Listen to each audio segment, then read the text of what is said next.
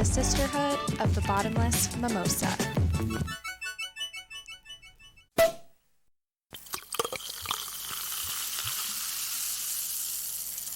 Hello, all you beautiful angelic souls.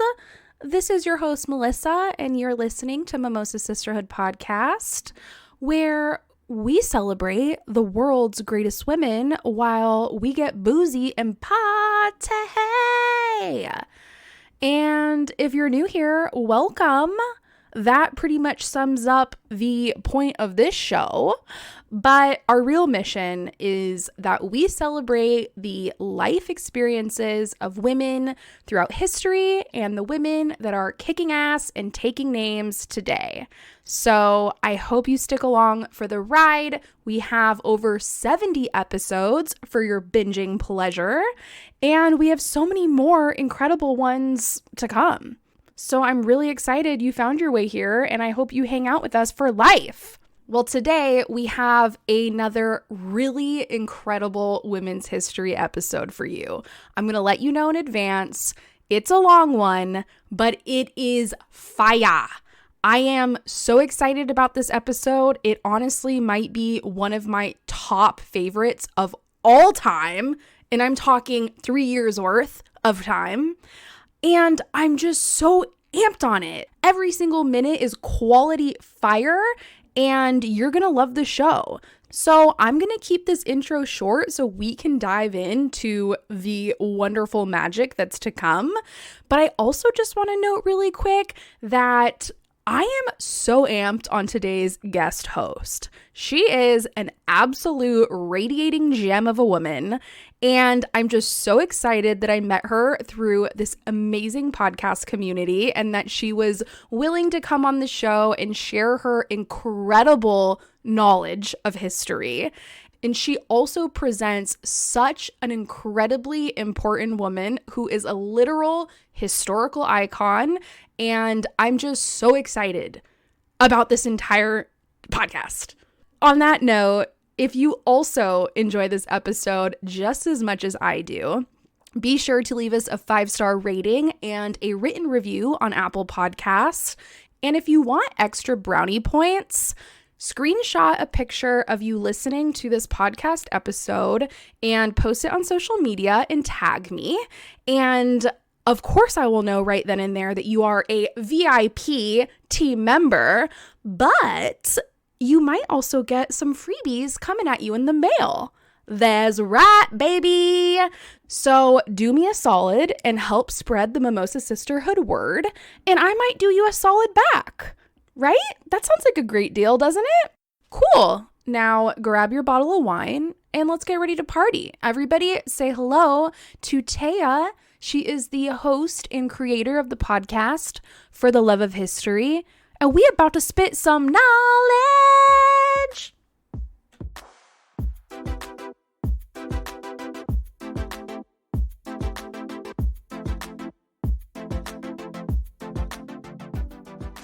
Everybody, welcome back to the show. I am so excited because I have another history buff joining me on the mic today to help me spread the history word about all the awesome women. So welcome to the show. Thank you. I'm so excited to be here. Longtime fan. Super excited. When I got the email, I was like, oh my God, Mimosa Sisterhood wants to talk to me. Get out of here.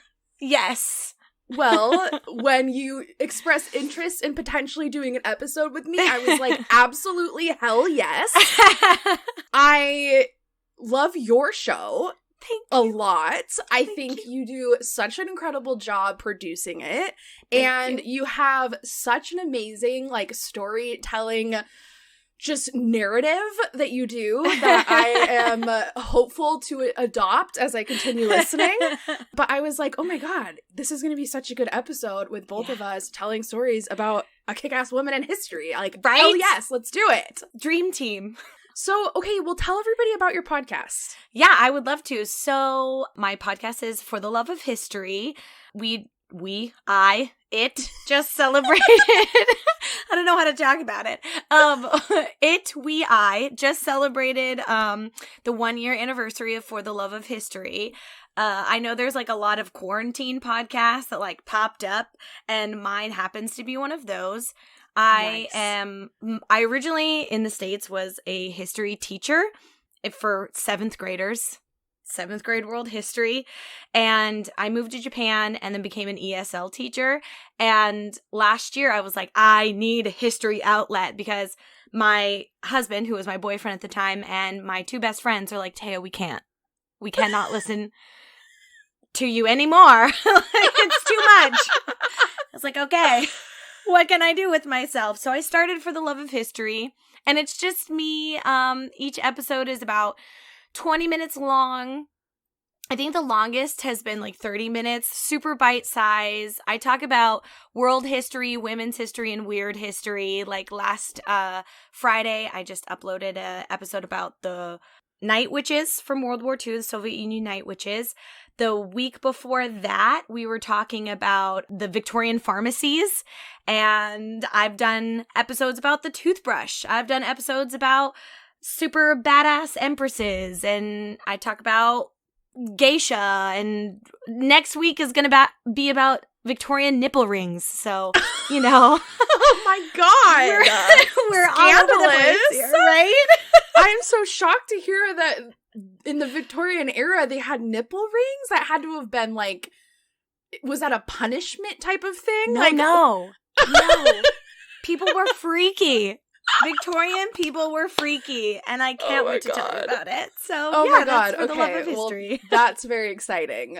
First of all, where are you from in the States, and then how did you end up in Japan? So I was born in a little town of Salina, Kansas. There's like a couple thousand people there only. So that's where I was born. And my dad is in the military, so we moved around like every 3 to 4 years. So it was Kansas, then Nebraska, then Virginia, then Germany, and then Idaho. I went to university there. And I'm now coming to you from Japan, from Hiroshima, actually.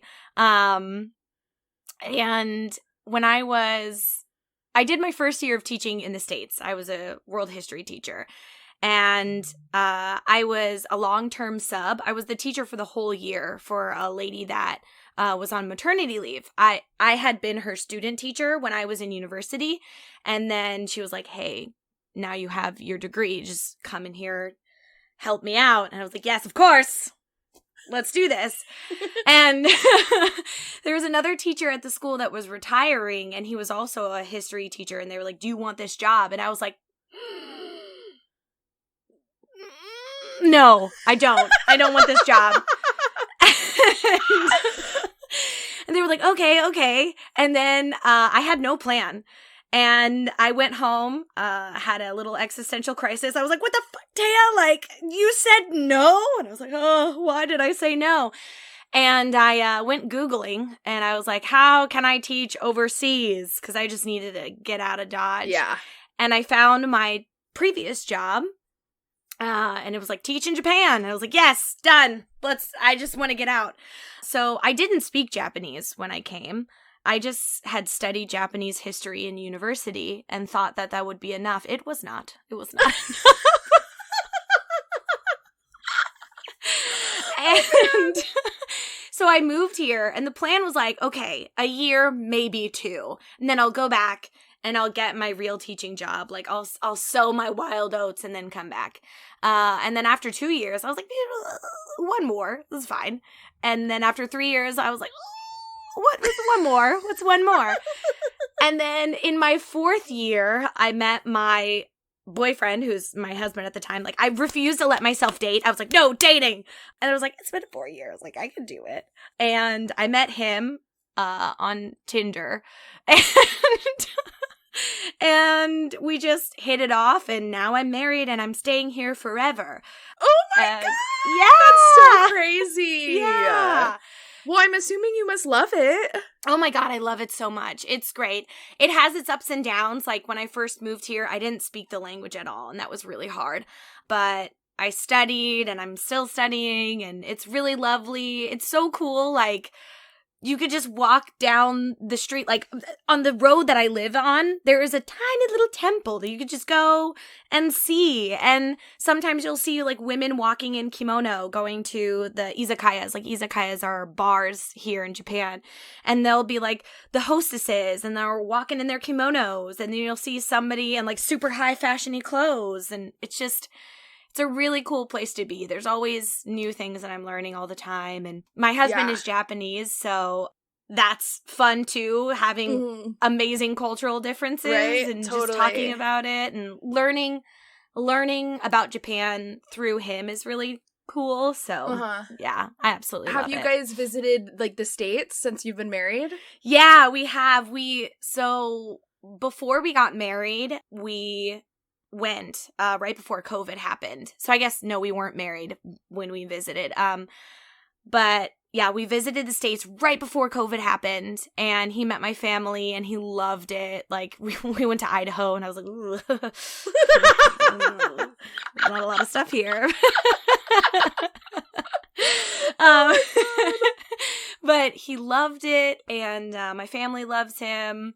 And it was really great. So hopefully we can get back there sometime soon. Because I would like to have a wedding ceremony sometime. Yeah. So cool. That's such an incredible, just like life's journey. Yeah. Like so fun, you know? Really experiences, taking risks, taking chances. Yeah. Being in new places with new cultures, new people, and so far away from home. So far. Just so awesome. Yeah, it's great. Great, just like life. Like I love when people just do the damn thing, you know? Yes. I feel like so many people in the world don't take that step. Everybody has that dream, that wish, that, oh, what if I could do this? What if I could be here? What if we didn't have to do X, Y, and Z? And they just live in that for eternity. Yeah. But I love the person that's like, no, okay. We're doing it. We're moving to Japan.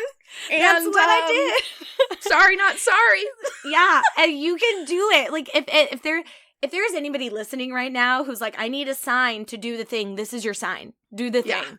Sell your car, sell your furniture, pack your life into 2 suitcases, and get the fuck out. Like, do it. Bounce. GTFO. Here's your sign. The universe is telling you. Okay, well, are you drinking? I know. What day is it? It's Sunday for you? Are we in the morning time? What's happening? Sunday at 10:50 in the morning. But we're drinking. Sunday fun day. I ain't got shit to do, so. Doing it for the pod, you guys. Doing it for the pod, exactly. So, would you like me to introduce what I'm drinking? Yes. Tell me all about it. So, I am drinking Umeshu, which is I finished off the bottle. Don't judge me. So this is Umeshu. This is like a fancy one. It's a plum wine, and it's a super popular drink in Japan. So if you think of Japan, everybody's like, oh, like sake. Yeah, sake is super popular for sure, but umeshu is the second most popular thing, and in my opinion, it's way better than sake, which is actually called nihonshu in Japanese.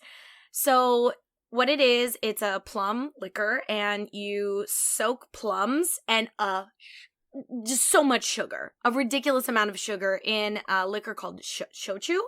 And you just set it and forget it for like months. And all of the flavors from the plum comes out into the alcohol. And then you also make alcoholic plums at the same time, which is amazing. You can just eat them. Oh my God, you eat them? Ooh, yes, and they're so good. They're so good. And it's just this like syrupy, delicious, plummy goodness. And you can drink it on the rocks. You can drink it cut with water or cut with soda. I am a rock lady. So I usually drink mine on the rocks, and it's so good, and it's really sweet, so I definitely recommend it. Yeah. So it's more of a liquor than it is a wine. Yeah, they call it a plum wine, but it's not a wine. It's a liquor. It's for sure a liquor, so yeah. Is it like the color of plum? It's like ambery colored. Oh, it's not purple at all. So Japanese plums here are less of like a the purpley purple plum color, and they're more of like an apricot-y plum color. Got like it. A little bit of purpley, but mostly like apricot-y colored. So Yeah. So cool. Isn't it? Well, hell yeah, it's a Sunday morning plum wine on the rocks. Yeah, right? It's going to be a great day. Sunday fun day. It is. So cool. Yeah. And what are you drinking, madam? Well, it's Saturday night for me over here, and I am drinking a rosé wine that I'm stoked about because I recently just got a bunch of wines from nakedwine.com. Ooh. And the cool thing about nakedwine.com is that all the wines that they have to offer are from independent wineries. So it's all like small business wineries, I guess, like around the globe. I actually don't know if it's global. It might just be United States. But it's cool because they're wine bottles that like you're not going to find at Ralph's or Trader Joe's or whatever the main grocery store is. So it's kind of just like a cool way to try something new and also just feel good about like supporting the little man Small out there, businesses. you know? Yeah. And also getting your drink on. Yes. So this is a rosé wine. It is made from Chris Baker. So like I wasn't kidding when I said small wineries. Like good old Chris Baker made this Shout wine. out. Thanks, Chris. But yeah, it's a 2020 rosé, Willamette Valley. He calls it his elegant 100-point Pinot. He says that possibilities are endless. Every inch of this region is unique thanks to its layered soils and mineral and rock composition. So he is really selling this bottle of rosé. Excuse me, Chris. Yeah, Chris Baker is not messing around with his wine label, but I love it because it's like a geode. This label so cool. Is so cute. It's like when you go and like cut one of those ugly rocks in half and then you get to see the pretty inside. Yes. That's like what this label is. That's awesome. Which I guess is in alignment with his description of it being an endless array of minerals and rock composition. He got a mineral and rock composition right on the bottle. Yeah. You go, Chris. Well, let's do it. All right, let's get into it. I feel like you should kick us off. All right, let's go. So, today we are going to be talking about, I figured since I'm in Japan, coming from Japan, I don't come from Japan. I am coming at you from Japan. I thought I would talk about a Japanese woman who also was in America. So today we are going to talk about the super cool lady, Shidzue Kato. And Shidzue Kato is she is the Margaret Sanger of Japan. In her advocacy for birth control and women's reproductive rights and just women's rights in general in Japan. So let's dive right in. I'll first tell you a little bit about her in the first place, and then I'm going to tell you a little bit about what Japan was like during this time, because that's super important. Okay, so cool. Shidzue Kato was born on March 2nd in 1897 in Japan to a wealthy ex-samurai family. And so what this means, her dad wasn't an actual, like, killing people samurai, but the wealthy families in Japan during the late 1800s all came from samurai families that were actually, like, swords out, cutting people's heads off families. So that's where we get the ranking system, the economic ranking system in Japan. So she was an ex-samurai family. Well, she was born into an ex-samurai family. Yeah. And her parents were both highly educated and super wealthy. Her father was often going overseas to the US and Canada and would take her with him.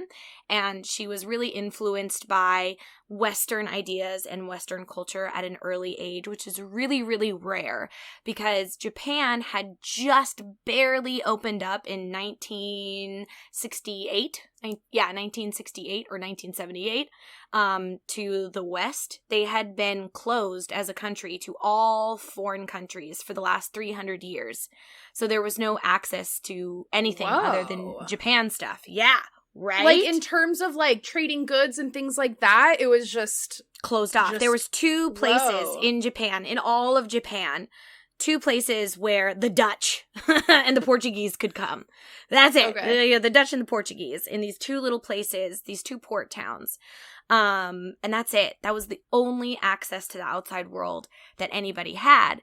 And so having any encounters with Western ideas, Western culture, Western goods in the first place was extremely rare.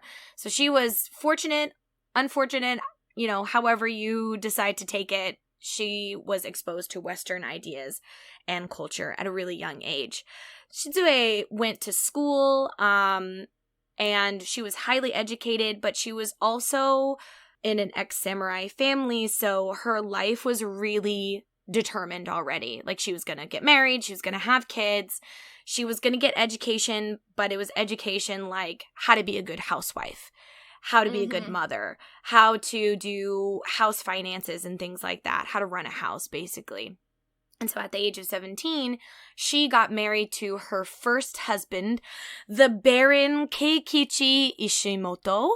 And he was a Christian humanist, and he was interested in social reforms. And this was like really super rare, once again, because Western ideas just weren't in Japan at the time. And he was the son of Ishimoto Shinruku, which is an important dude in the Imperial Army. So another layer of, what is the word? Strictness? No. Not liberal, the opposite of liberal. Conservative! I was about to say progressive, and I'm like, no, that's still wrong. Right. Wrong. So, another layer of conservatism. So, her family was super conservative. The family that she married into was super conservative. Her husband was like Christian conservative in Japan, which was just had conservatism all around her in her life. And she didn't know what freedom was. She didn't know that she could live her own life. And soon after she got married, she was about 18 years old. Her and her husband moved to a coal mining city because he was an engineer. And he went down and worked in the coal mines and would work like 12, 14-hour shifts. Her husband would. And while he was working, she would go out and see the people, and they were just living in absolute squalor.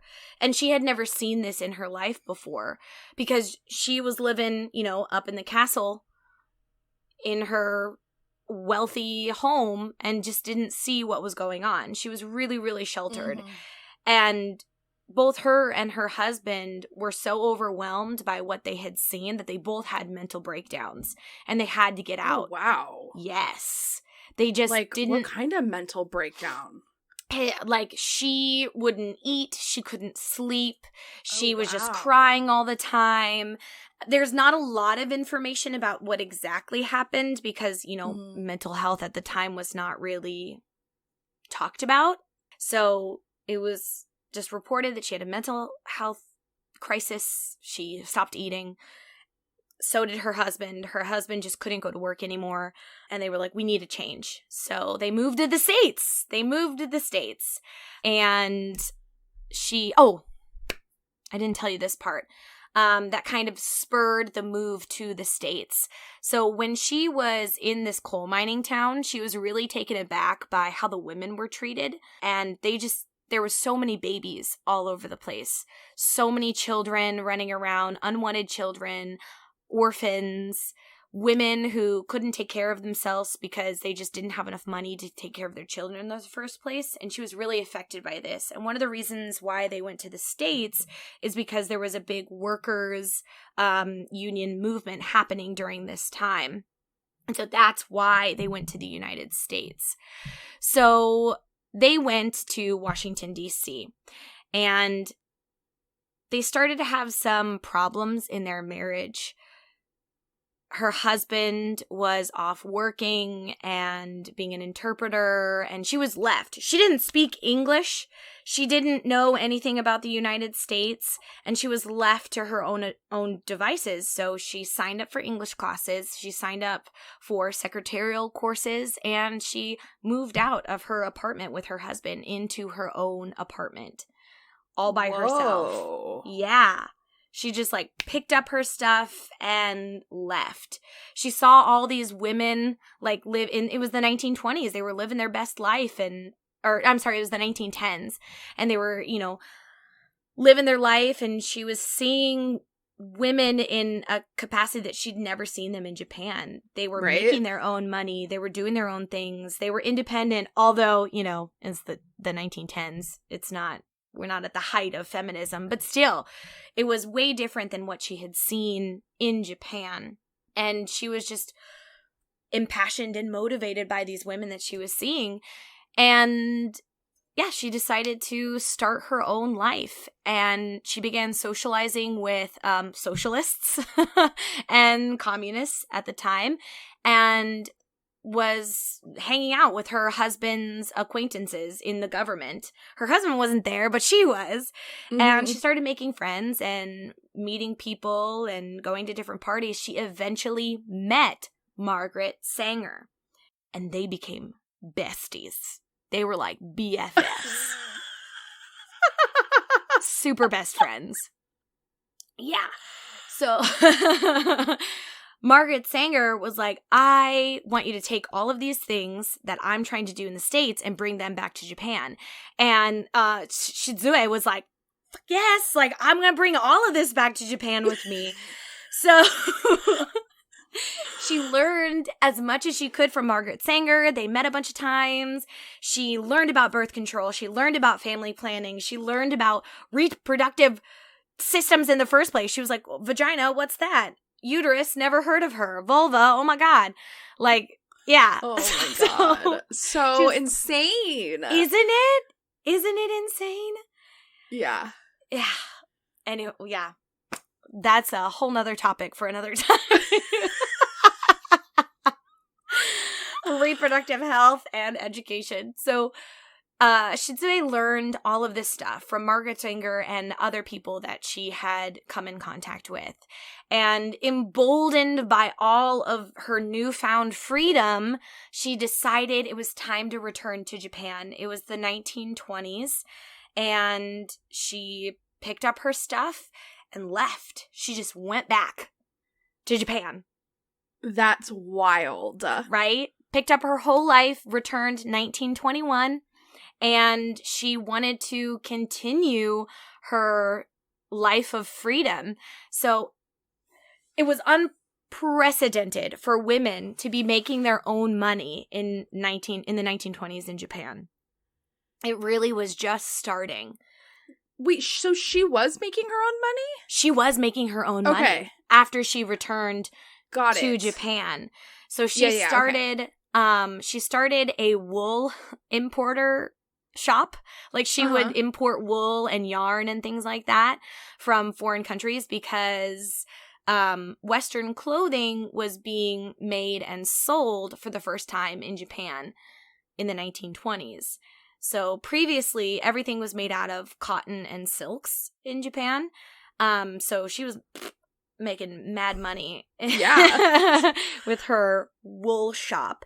And then she also opened up her own family planning clinic and started speaking tours where she would make money that way as well. And she was also, just to, you know, add more stuff to your resume, she was the private secretary of the Young Women's Christian Academy, the YWMCA. Nope, the YWCA.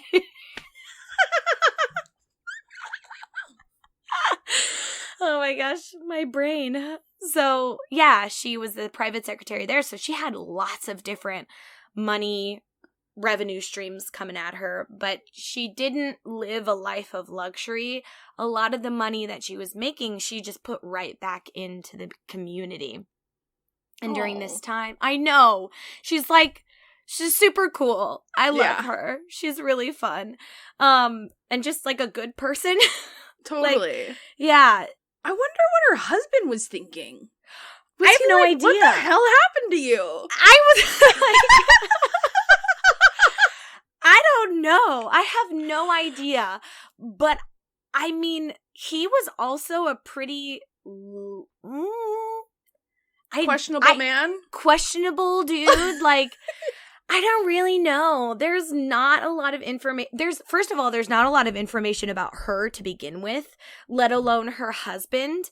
Like, there's information about him in his government role and what he did, like, professionally, but nothing really about their personal lives.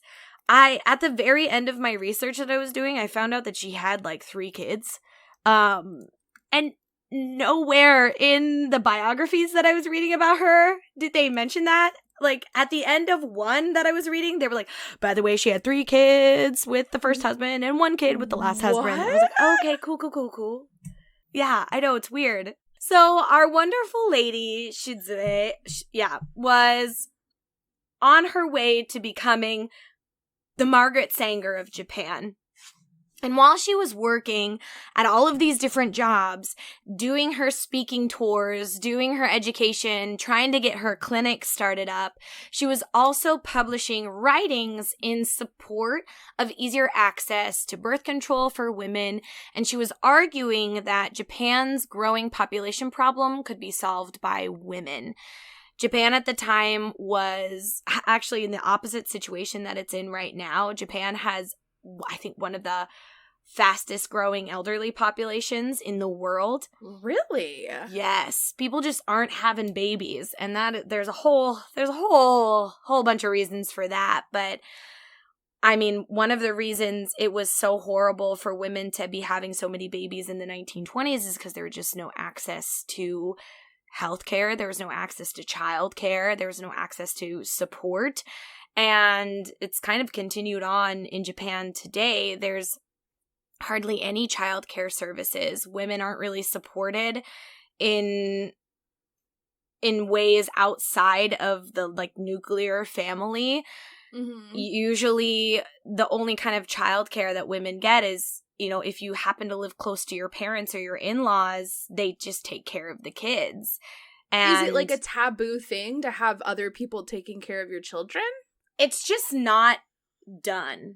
Like, in the States, you can just find a babysitter. There's, like, services, right? There's, like, babysitters.com. Daycare there's, like, centers, everything. Exactly. But here, there's, like, yoichien, which is preschool. And you can go to preschool, I think, starting from 1 year old here. But that's like really it. Like, there's no babysitting services. That's not done here. Yeah. And there's a really good maternity leave for women. You can take up to 3 years of maternity leave and still have your job, which sounds great. And you can get paid full pay for the first year of maternity leave, half pay for the second year, and no pay in the third year, but your job is guaranteed for when you come back. However, women are really restricted in the raises they can get, the promotions that they can get. They're hired at a much lower rate because companies are aware that they will legally have to give women maternity leave. Crazy. Yeah, it's super crazy. It's really awful. The gender gap in Japan is one of the worst of, like, the developed countries. So that's fun. That's cool. We love that. We love to hear that. So it has continued since the 1920s, when family planning just didn't exist. Women's reproductive health just didn't exist. Like, child care support didn't exist at all during this time. So her argument was that giving women control of their own reproduction would allow women to achieve greater independence, as well as allow there to be, like, public figures that were women to become government officials. But they couldn't at the time because women in Japan weren't allowed to vote until 1947. Just throwing that out there. But she wanted to work towards that goal, and that's what she was doing. Another part of her argument was that birth control would help the people of Japan raise better children as well. She thought that by having fewer children, women could create better education and economic opportunities for the children that they did have. Mm-hmm. Women were just having like 5 and 6 and 7 kids because there was no birth control whatsoever, not even condoms. Like there was no information about how babies were made in the first place. They, like, didn't understand, like, an ovulation type, like, a cycle, and, like, certain times you were more susceptible to getting pregnant than others. So it's just like let's see what happens.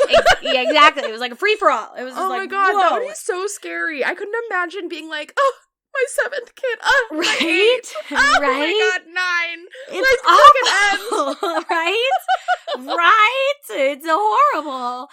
And so the only connection that people had made is like sex equals babies. Like that's it. But they were like, what about the sex? Like, I'm having sex, but I'm not having a baby each time. What's going on? They just didn't know because Japan had been closed off for those almost 300 years. There was no advancements in medicine, in some technologies. There was a lot of advancements.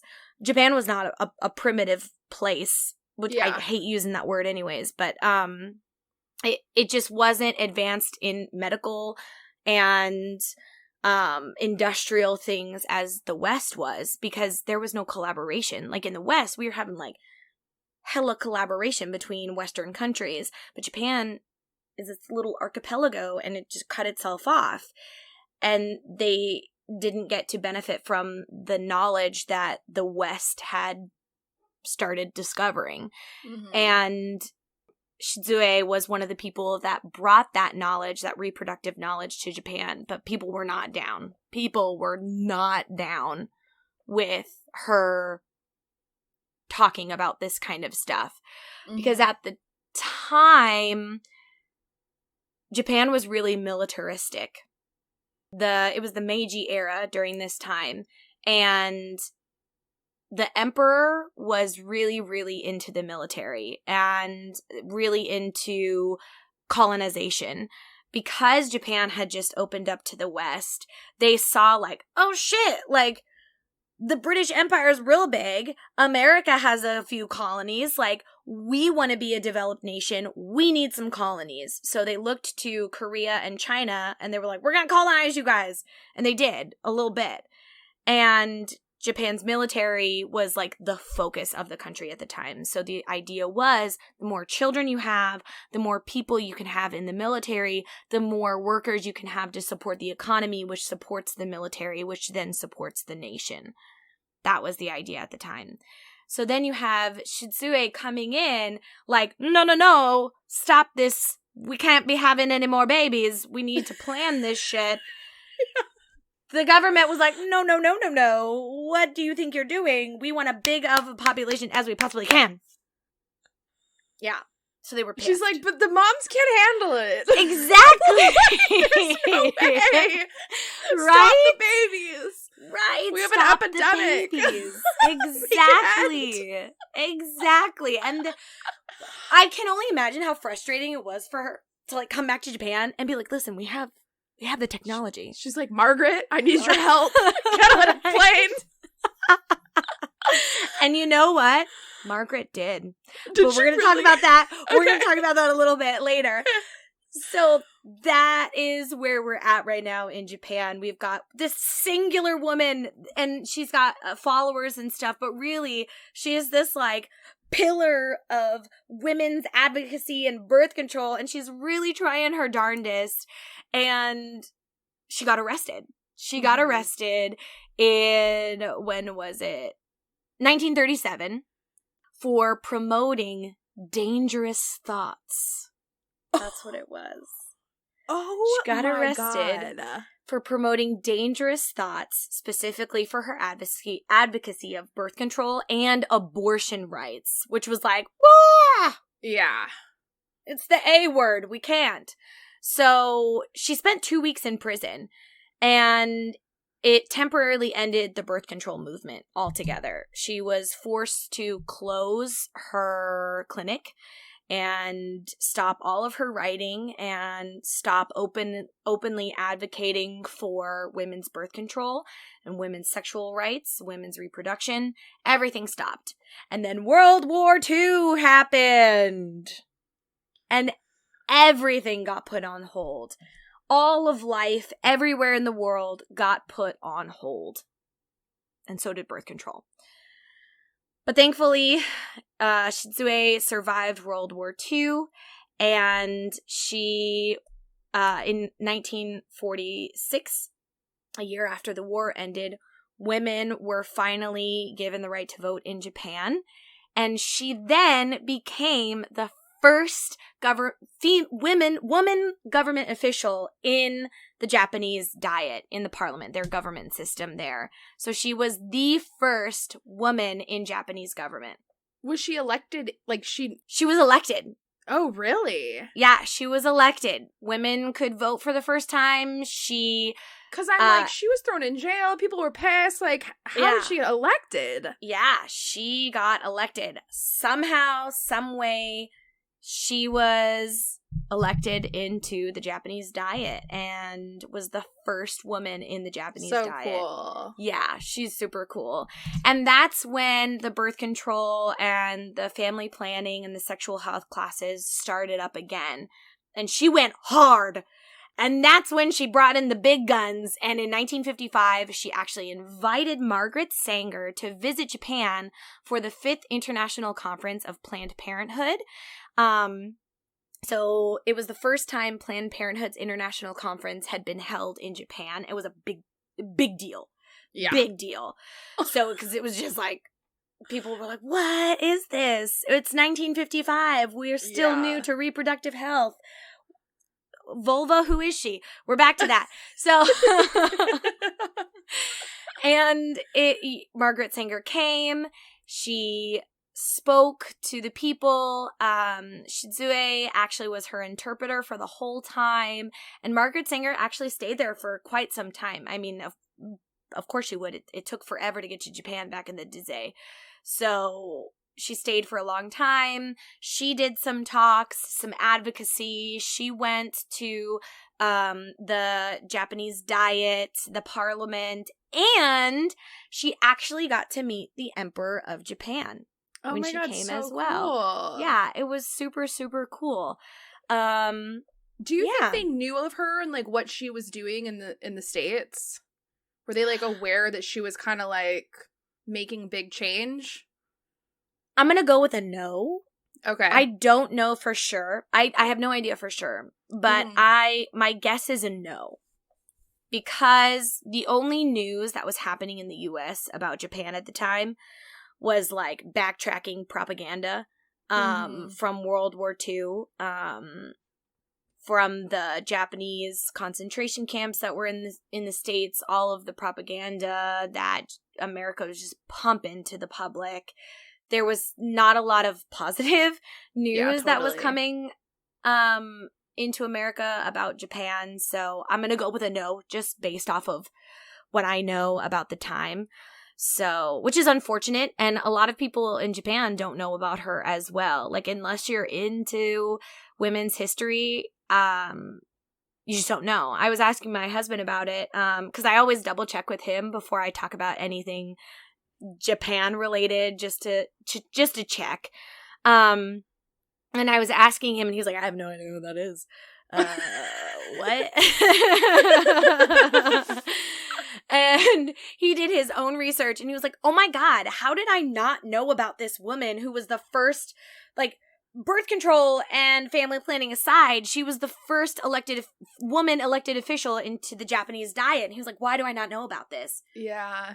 I was like, crazy. It was suppressed. It was hella suppressed. Yeah. Because even though she was an elected official, the rest of the government was like, we don't like you and what you represent. So, GTFO. Yeah. Yes. So, just to wrap things up, I wanted to tell you about some of the organizations that she created. So she was the founder of the Japan Family Planning Association in the 1950s, and she was the president of the Family Planning Federation of Japan for several years in 1974, and she was the vice president of the Japanese Organization of International Cooperation in Family Planning since 1984, and then she was a Diet member for 20 years. Beginning in 1946, and she was a political figure until her death at 104 years old. What was she eating? I don't know. Oh my God. I don't know. Girl died at 104 years old. And up until like the last few years of her life, she was still writing. She was still advocating. She was still out there with her little sign, protesting. She was doing it. She was getting it. It was amazing. Yeah. That is so old. So old. Think of like how much life she lived and saw. I mean, to have been living before World War II, before World War I. Yeah. She lived through both wars. Lived through the women's rights movement, reproductive rights movement, like so much amazing. Life was lived. So much witnessed life. so much like progression through history. Mm-hmm. And was a part of it. Like, exactly. Oh my God. I know. And like to end us on a little happy note, before she died in 1975, she did receive the government recognized her achievements finally and all the work that she had done in family planning and reproductive health. And she was awarded the First Order of the Sacred Treasure, which is an award given only by the emperor. He is the one who gives the award, and you get to meet the emperor and things like that. And it's one of the highest orders that a civilian can get in Japan. So wow, yeah. So cool. Mm-hmm. Oh yes.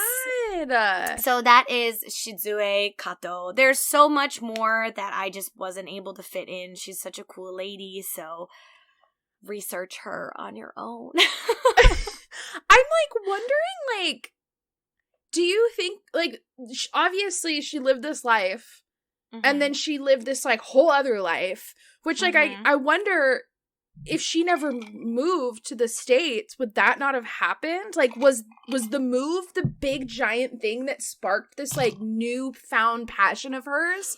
Just, like, 100%. seeing the American women and the life that they were living and being like, whoa. Yeah. What the hell? This is happening here? Like... And that just sparked it? Yeah. I think so. I would venture a guess that in combination with living in that coal mining town and seeing, like, having her eyes opened to that not... happened first, yeah. Yeah. Okay. So I think in combination with that and her going to the United States, like, that's what made her into such a passionate advocate. I think if she would have only seen the coal mining town, I think she would have been appalled and heartbroken, but not know what to do. Yeah. Like, where do you go? How do you change this situation if you have no knowledge of how to change the situation? Like, does that make sense? Yeah. What do you do in that kind of situation? So it just, like, blows my mind how people's lives can take so many different directions, and how just the fate of who you meet and when can spark this entire eruption of, like, a massive movement in a completely different country. Yeah, exactly. It's so nuts. It's so nuts.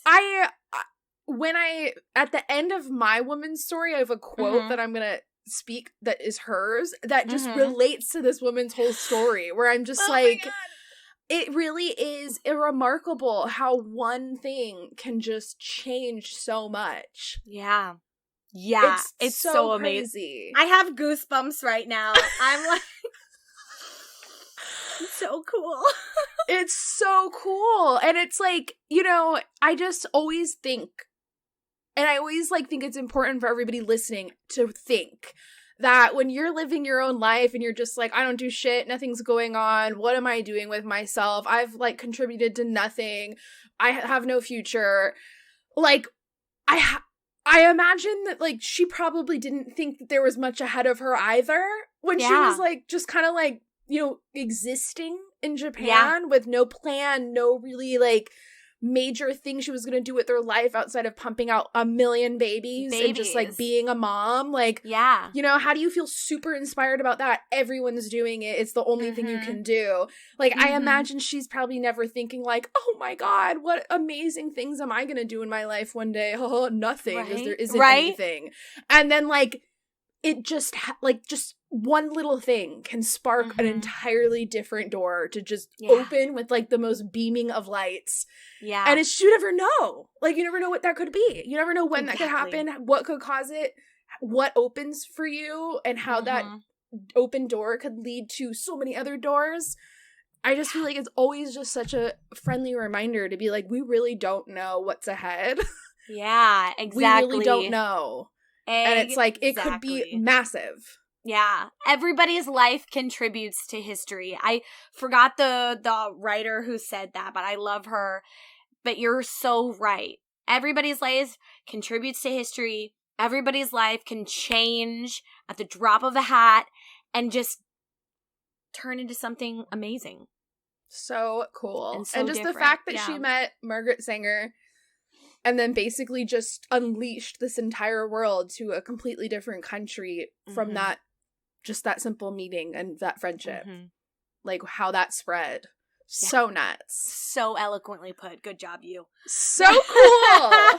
I'm so excited that I learned about her. Yay. I'm so glad. I was a little bit hesitant on like, oh, should I do her? Like, is she relatable? Are people gonna like the Japanese history aspect of it? Like, it didn't happen in the States. Like, is it gonna resonate? So I'm glad it did. I cover so many people on this show. Lots of them are not from the States. In fact, the woman I'm about to cover is not from the States. Ooh. But I'm so excited because I feel like they have very similar missions in life. Yes. And I mean, they were both of them are huge female advocates, like fighting for women's rights, and they both were reprimanded in their own ways. And continue to push along. I'm so excited. I can't love that relation. I can't wait any longer. I need you to tell me who this woman is. I don't know who it is. She kept it a secret from me, and I'm dying. I need to know. So, I'm actually really curious if you know of this woman. Today I'm covering Malala Yousafzai. Yes. You know her? Yes, I do. She is in the school that I used to teach at. There's a whole chapter about her in our ESL textbook. So love it. So but I'm ready. I hope I didn't butcher the last name. I listened to numerous YouTube videos trying to get it down. First name Malala, last name Yousafzai, I believe. Yousafzai? Awesome. Does that sound right to you? That it does sound right. Okay. Yousafzai. So, for anybody that doesn't know, she's a young Pakistani activist who defied the Taliban while demanding that girls should have rights to an education. So, Malala was born in 1997. She is so young. That's crazy. Can't even believe it. She is a baby. Born in 1997 in the Swat district of Pakistan's northwestern province. And she was born into like a lower middle class family. When she was born, the family did not have enough money for a hospital birth. So she was born right there in the home with the help of her family and her neighbors. Wow. And she was given the first name Malala, which is actually inspired by Malala of Maiwand, who is a famous poet and a warrior woman from southern Afghanistan. Oh, cool. Which I'm so interested in looking into. I'm like, ooh, I'm adding her to the list. What has this woman done? Right? So cool. So, now people probably are aware that it's not totally common for the people of Pakistan to celebrate the births of daughters. It's not the most common thing in this area. But her father was over the moon about her birth. He was absolutely in love with her, and he was determined to give her the exact same opportunities that her brother would obviously just naturally have. So love a good dad. Right. And he really raised her to be very empowered, very vocal, and to speak her truth and what was on her mind without hesitation or apology. Again, not common, especially in a place like Pakistan. So basically, she was given all the same opportunities as her brother, so she could speak multiple different languages. She was fluent in English as well as Pashto Urdu. And she was educated by her father, who was a poet, a school owner, an educational activist, and he ran his own girls' school in their village. So again, just all about it. And so when she was growing up, she really wanted to be a doctor. Her dad had kind of like hopes that she would become a politician, but like also like big dreams, doctor, politician, right? Like, shooting for the stars here, you know? You know what? I'd rather you not be a doctor. I'd rather you be a politician, if we're being honest. Like, okay. So yeah, he said apparently like the two of them would stay up late at night talking about politics together, like long after the brothers had been put to bed. So they had just like a really good relationship. And again, he was having very adult conversations with her about life, social justice, gender rights, just all of the things that were happening during this time. And so, I mean, we're talking like the 2000s. She was born in 1997, so in the 2000s. Wow. So Malala really loved going to school. She was obsessed with it. But at the start of 2008, the Taliban took over their town in Swat Valley. And shit really hit the fan. So the Taliban came in, extremists were like taking over. They banned so many random ass things. You were like no longer allowed to have a television.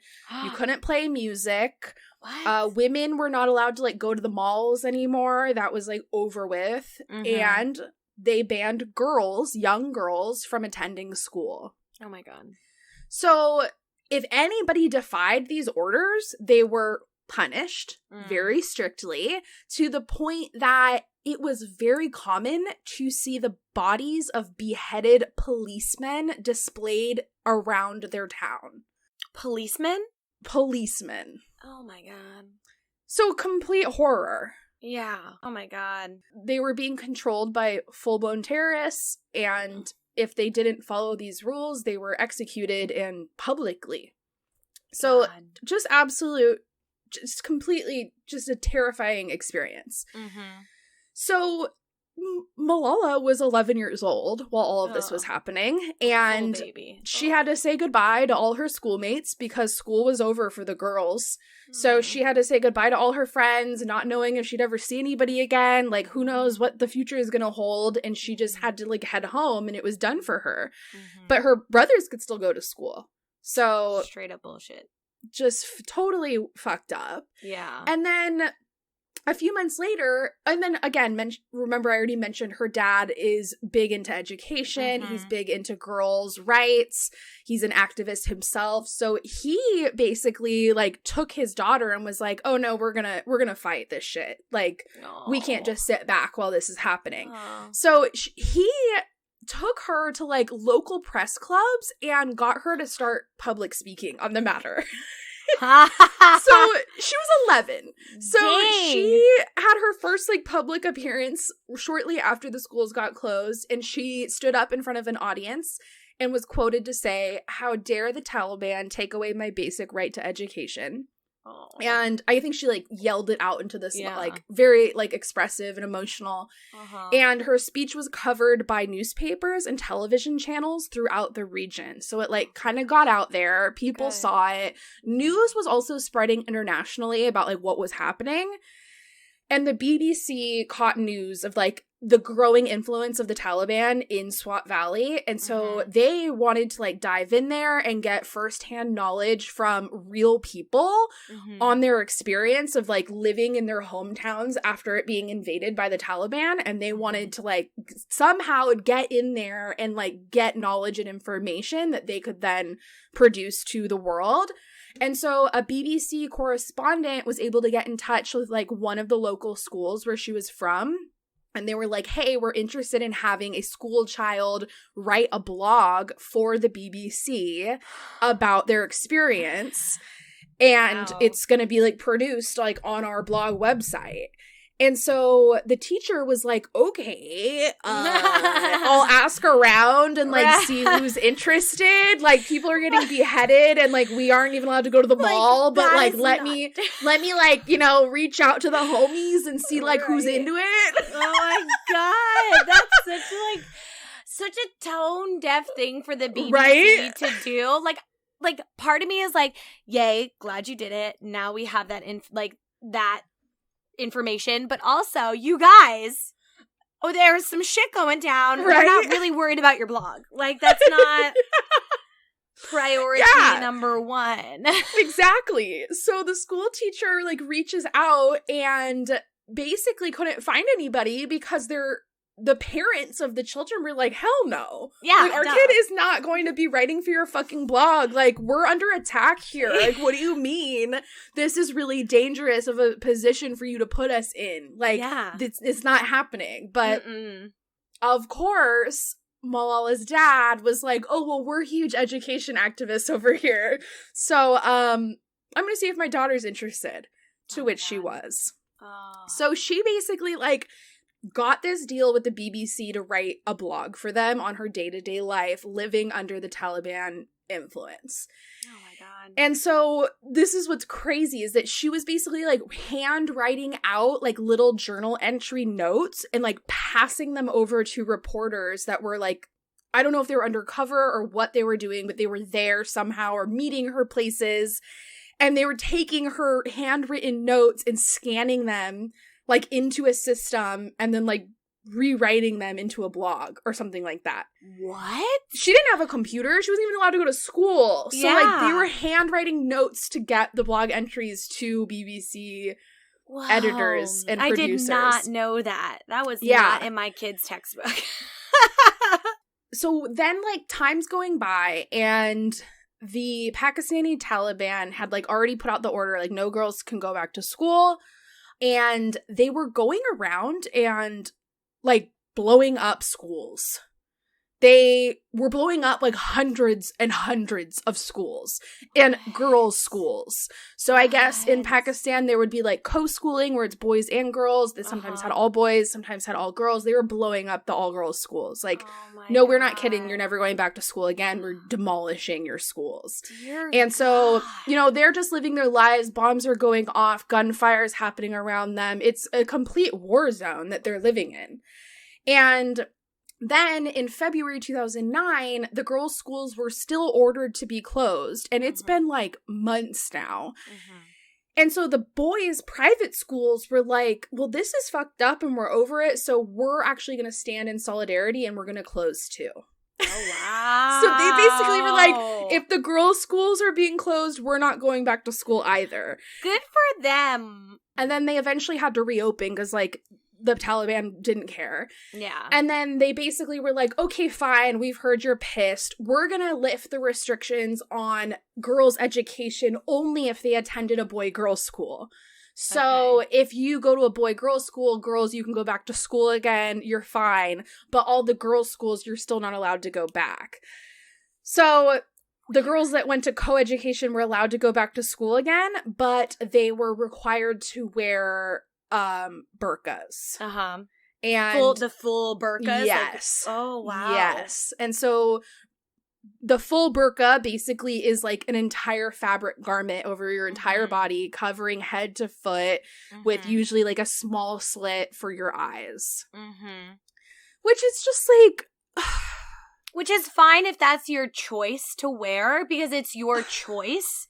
But when it's forced upon anything that's forced upon someone, like, that's fucked up. Well, it's also like, girls can't go back to school. 2, we're gonna blow up all the girls' schools. 3, okay, fine, some girls can go back to schools only if they're in the presence of boys, and those girls have to be completely covered from head to foot so no one can see them. Like, yeah. I'm just like, could you imagine a young girl and like, these rules are happening? And how many mixed messages and what that does to your feeling of self-worth and value. Like I am lesser than a boy. I have to cover myself even I can't even learn to spell. God. I can't even read. Like, what do you mean? Mm-mm. And then, that's okay, awful. Fine, I'm allowed to learn again as long as no one can see me. Mm-hmm. That is so horrible. It breaks my freaking heart. I know. Like, as a teacher, like, I have my little babies, and I have a very small class, only 7 kids, and 3 of them are girls, 4 of them are boys, and I cannot imagine forcing my little lady babies to have that, or having somebody forcing those kinds of things, forcing my kiddos not into school, like forcing them out of school. I would rage. I would absolutely rage. It breaks my heart. It's so horrible. And so she's writing about all this in the blog, like BBC's. Oh, I forgot to mention, by the way, sorry.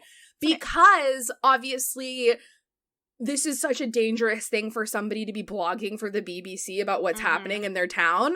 Yeah. She was writing under a pseudonym. So it was not her first and last name. She had like a pseudonym going down. So the Taliban knew that like entries were coming through because it was like in the news, but they did not know who it was. So her identity was protected. Oh, thank goodness. So yeah, no one knew it was her, but she was writing and funneling this info about what was happening. Wow. So then finally in March, her like contract for this diary comes to a close, and it's just done. Like what she signed up for ended. But shit, you know, we liked what we got. This was really good. We want to do a documentary. And so they're like, talk to her dad, and he's like, of course we're gonna do a documentary. Oh my god. Like, part of me is like, go dad, but then part of me is like, dad, stop. I know. So, yeah, they're definitely like conflicting. I mean, I think it's obviously telling that this guy was a hardcore advocate. For sure. And that's great. Yeah. However, I think he didn't always use his best judgment in terms of like how it could affect his loved ones around him. Yeah, for sure. Because obviously his daughter was put in scenarios that were very dangerous for an 11-year-old girl. Yeah. And things get a lot worse later in the story. Yeah. So they agree to do this, but like right at the same time, the Pakistani army moves into their region again to like regain control, and it sparks the second battle of Swat. And so her hometown basically had to get evacuated, and the whole family had to separate and get like displaced into different areas.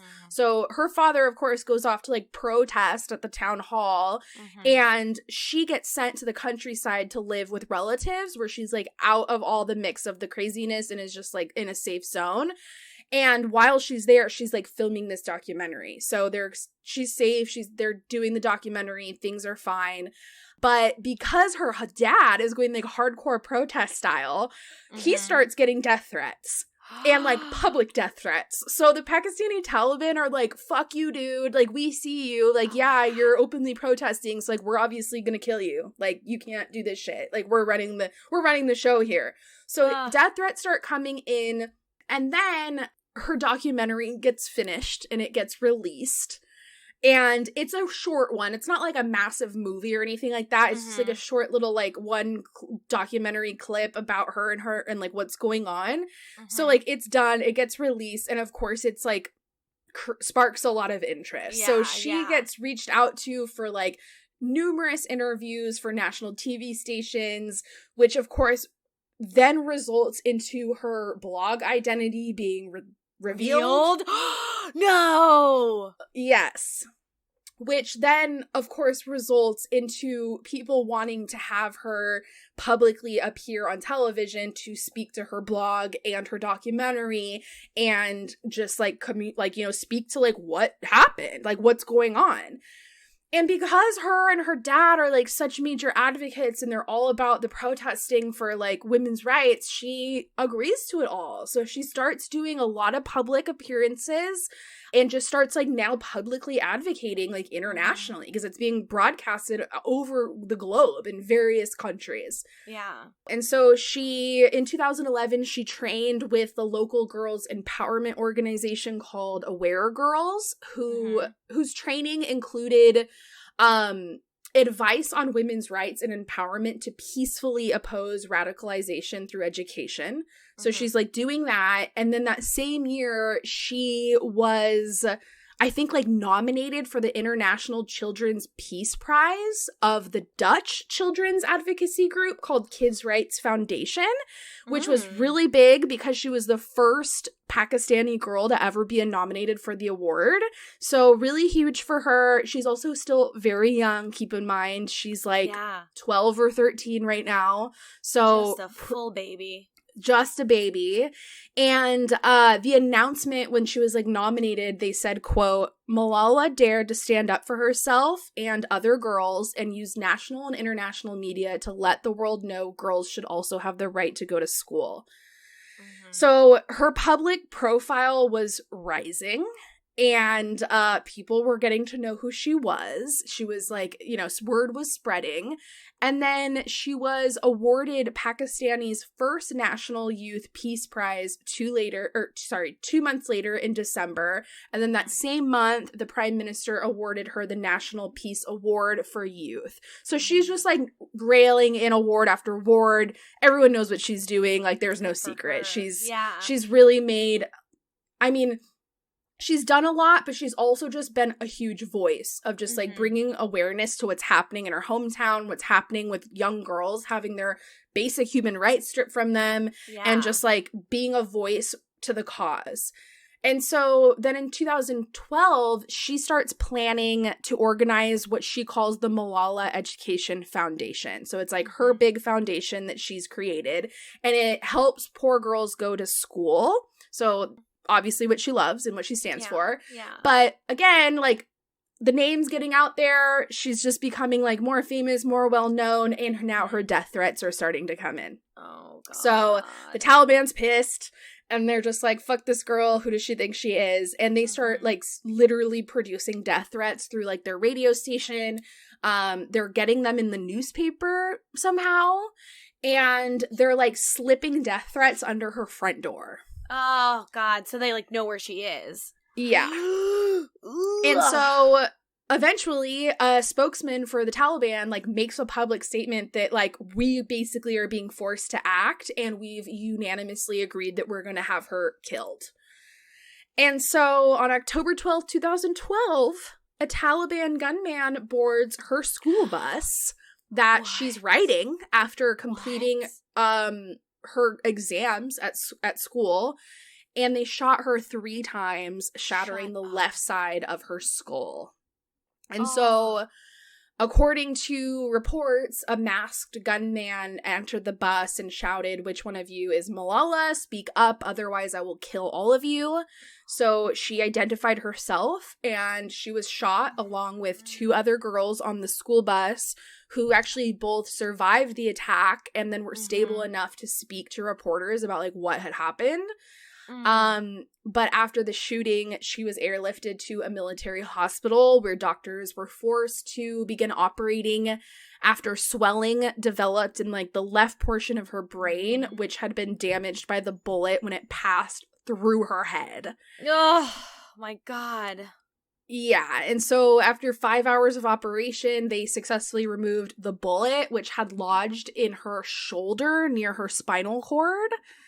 And then the following day, they performed a surgery where they, like, removed part of her skull to allow room for swelling.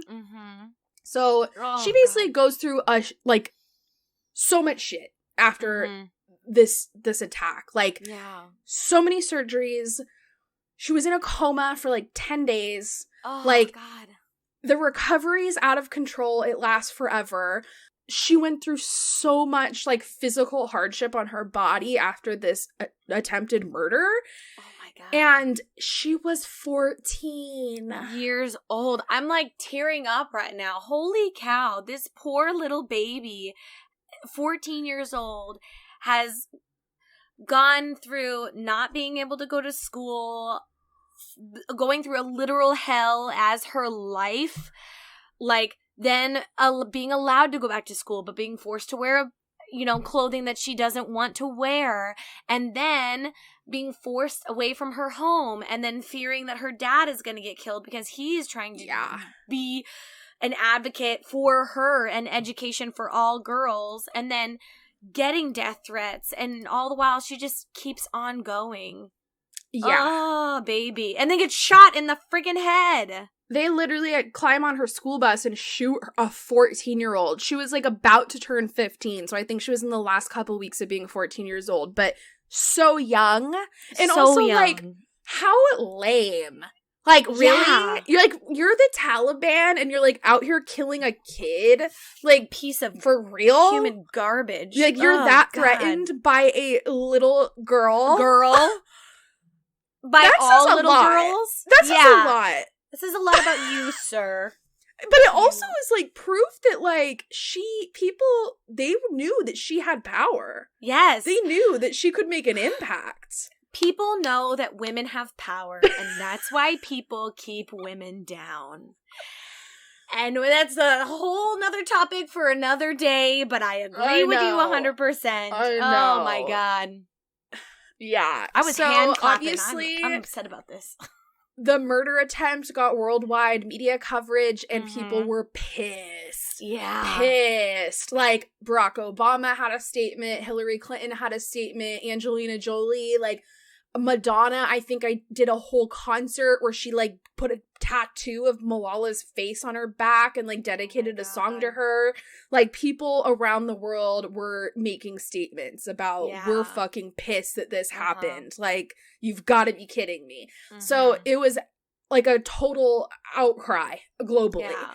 And then the chief spokesman of the Pakistani Taliban claimed responsibility for the attack. They're like, yeah, we did it. And they were quoted to say, Malala is the symbol of the infidels and the obscenity.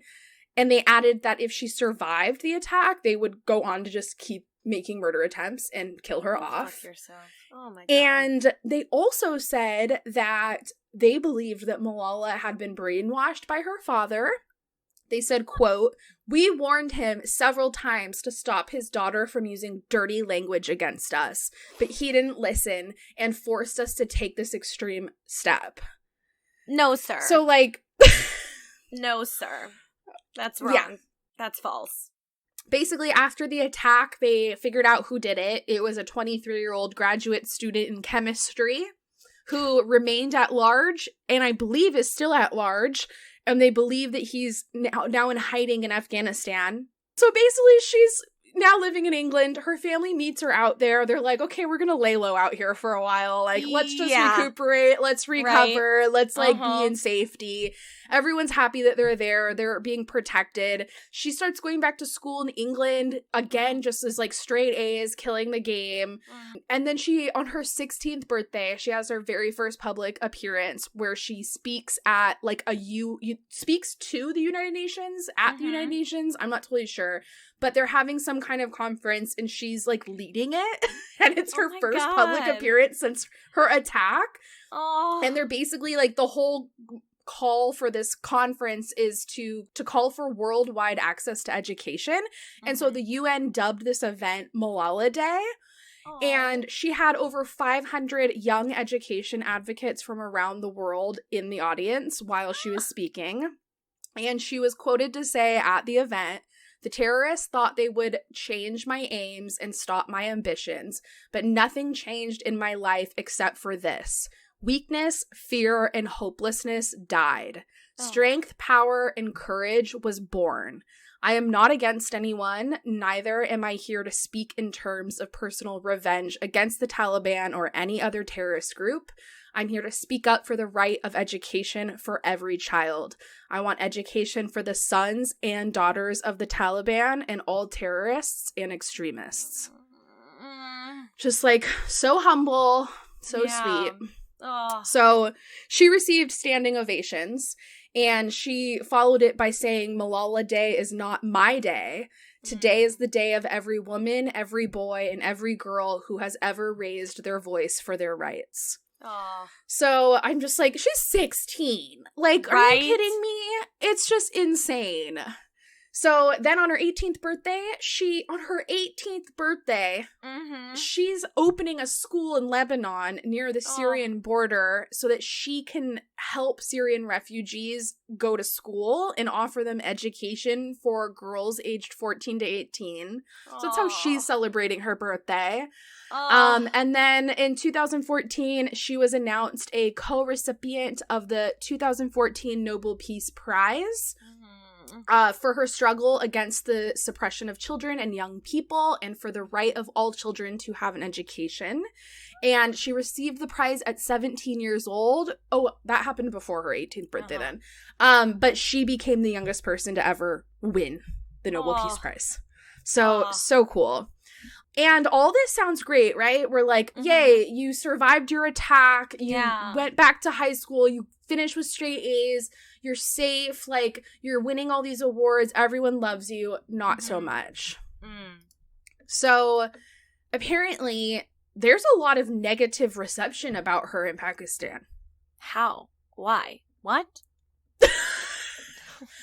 So it turns out that basically her opposition to Taliban policy makes her very unpopular among Taliban sympathizers.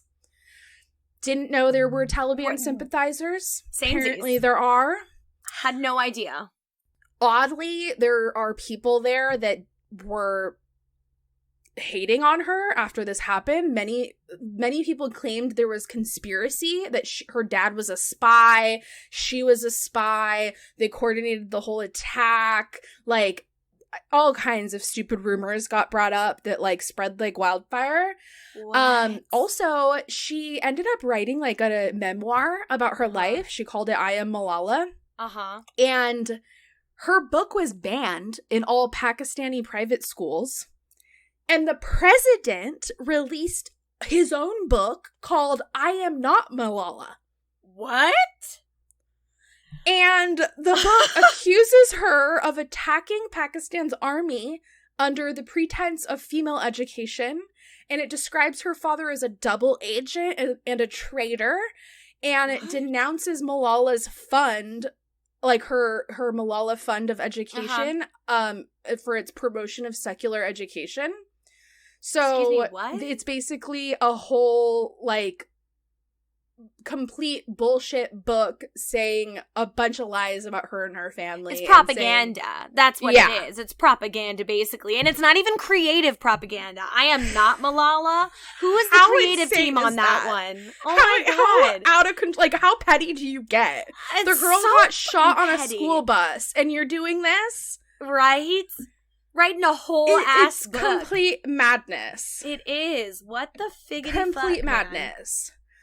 Ridiculous. Yeah. So in 2018, she goes back to Pakistan for the first time since the shooting. Then she goes to visit her hometown in Swat Valley.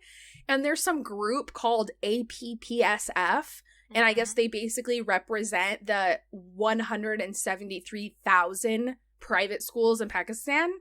And they organized an entire day that they called I Am Not Malala Day. Oh my God. While she was there. Like, I'm sorry, what? I have no words. I'm speechless. The pettiness, the ridiculousness, the just ass backwardsness of all of that. Yeah, it's mortifying. Jeez. So basically, like, she goes on to complete college in last year, 2020. She completed her degree at Oxford University.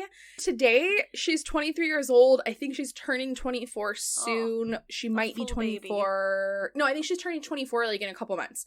And I believe last October, she launched her own book club subscription where she will choose a book every month that will get sent directly to her club members. Cool. And the books that she chooses highlight voices that have historically been underrepresented. So, of course, sounds like her, you know, just a sweet angel. Right. And that's literally all I could find on what she's doing now. Oh my gosh. I'm kind of glad that's all you could find because she's like, seems like she's taken a step back. She's working on herself. I mean, she deserves it. She's done more in her short life than most people have in their entire lives. Like, she deserves a break. She deserves a little bit of anonymity right now. Yeah. And, like, I even read her, like, she was in an interview and they're like, what are you gonna do after college? And she's like, I don't know. She's like, I have no fucking clue. Like, I literally have no idea. Like, what should I do? Like, right? I feel like I've done it. Like, I've done a lot and, like, I really don't even know what direction to take my life in because, like, shit's gone down since I've been born and like I just don't even know what I want to do. And then of course there's like this pandemic happened and it's like she's living through this pandemic and like she's got like finishing her degree in the middle of a pandemic and they're like, what's next? She's like, I don't fucking know. Right?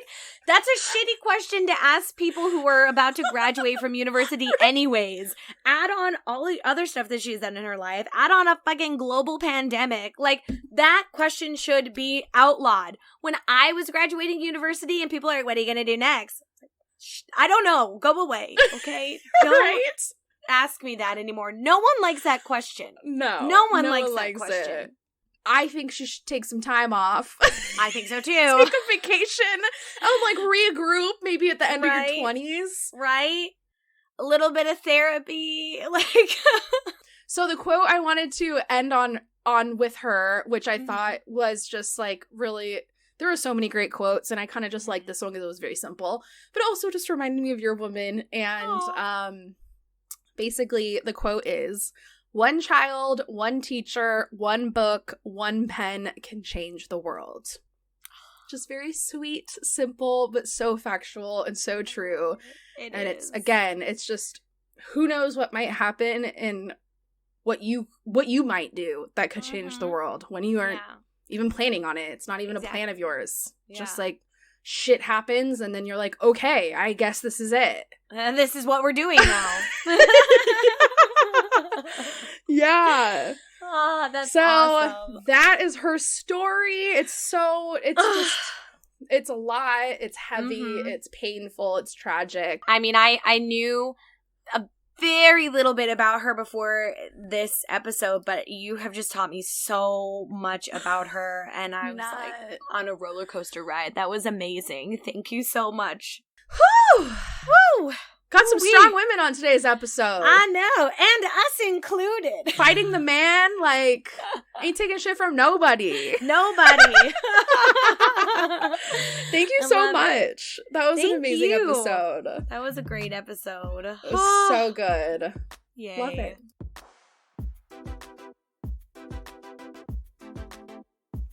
Holy smokes. Was that not an incredible episode? I'm telling you guys, one of my faves of all time. And Tehya, just a gem. I can't stop singing her praises. I feel like we should invite her back. Like, not once, but twice, but like 100 more times, right? Right?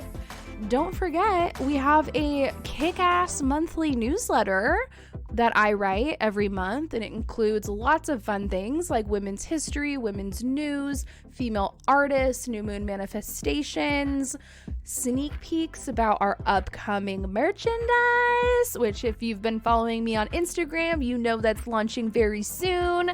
So if you're interested in receiving this monthly newsletter, it will literally only hit your inbox once a month. I don't spam my friends.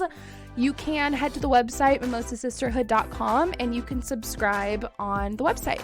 So until next time, keep drinking wine, kicking ass, doing your self-care regimens, eating some good food, getting some solid sleep in, taking a bath, do all the things, baby, because you deserve it. Love you. Bye.